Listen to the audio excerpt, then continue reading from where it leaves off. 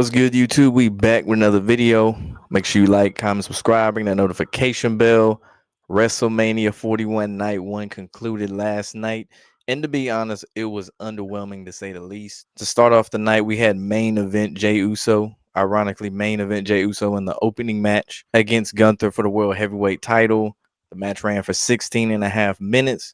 And at times, Jay did use different moves out of Gunther's wheelhouse. A little refreshing, but at the same time, most of it was spears and super kicks on Jay's part. At one point, we had Gunther hitting Jay with the title, and it looked like Gunther had Jay, even in submission locks and things like that. It looked like Gunther might was gonna win this match, but instead they had Jay making Gunther tap out. I don't know why, and it was a very quick tap out too. I don't know why that was the move. I guess they wanted to change it and make it more poetic. That the move that Gunther kept getting Jay with on Monday Night Raw was that sleeper hold.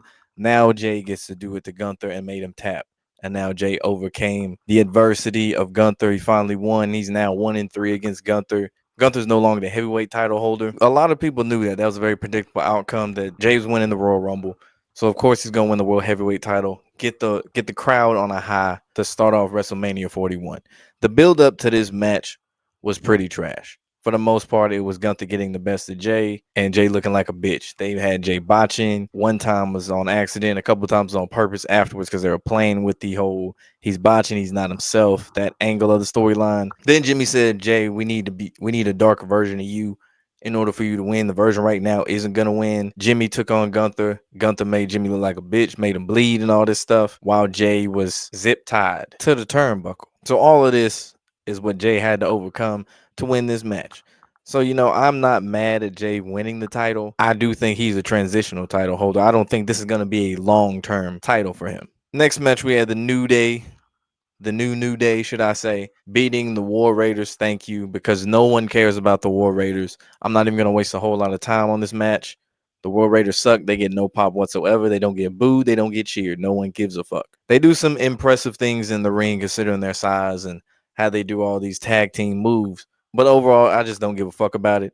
And finally, they did something right with the New Day.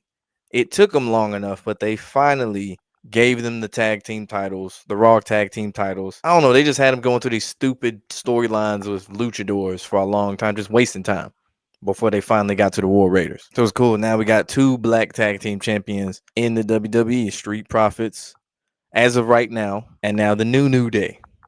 Next match, it was Jade Cargill versus Naomi. We know the backstory behind this. It was who was the one who knocked out Jade Cargill, who was the one who injured her. Turns out it was Naomi. Some people thought it was Bianca, but it turned out it wasn't. The build up on SmackDown leading up to WrestleMania wasn't bad. Wasn't bad. They got Bianca involved as well.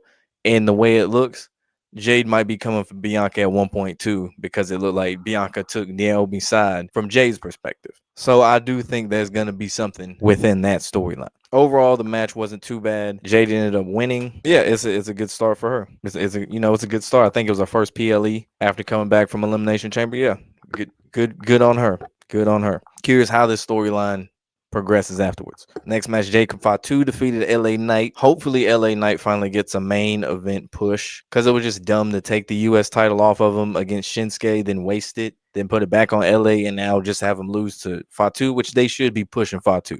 The crowd loves Fatu. They love all the dives. They love his reckless abandon.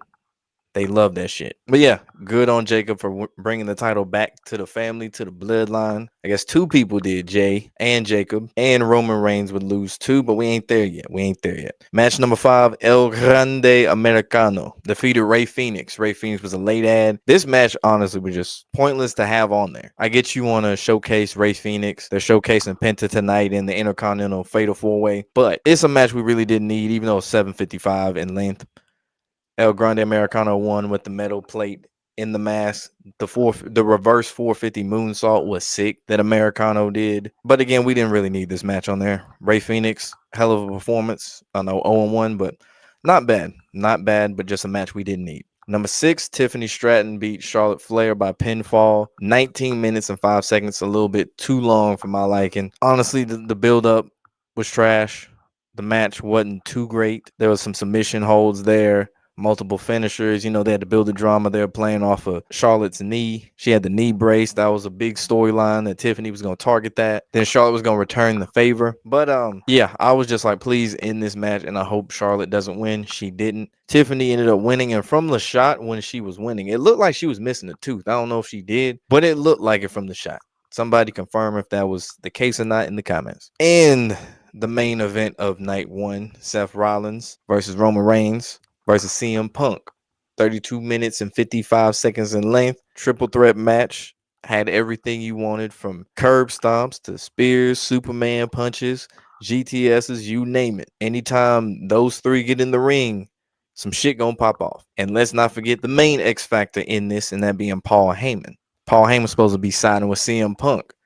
He was in a rock and a hard place between siding with his tribal chief and siding with CM Punk, who he's known since CM Punk's got in WWE, ECW days, so on and so forth. So Paul Heyman ended up turning on CM Punk, who in turn ended up turning on Roman, Paul Heyman that is, with a low blow.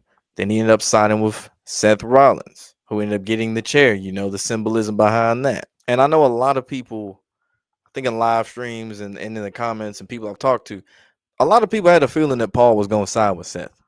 Like the seeds were there, especially whenever Seth said, "Now you owe me a favor," on that episode of Monday Night Raw, where Paul was just looking shook with, the big bulgy eyes look he does. That is a nice little turn right there. I'm excited to see what happens on Monday Night Raw with this storyline, because they made it a little bit more interesting, though, even though it's slightly predictable, but it makes it a little bit more interesting. A lot of the other storylines, like I mentioned before, I guess Jay and Gunther, I really don't care.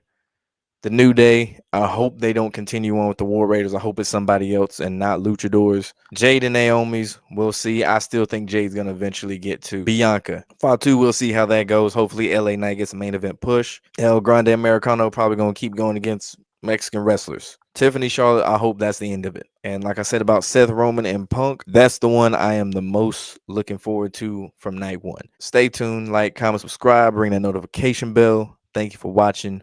We are out.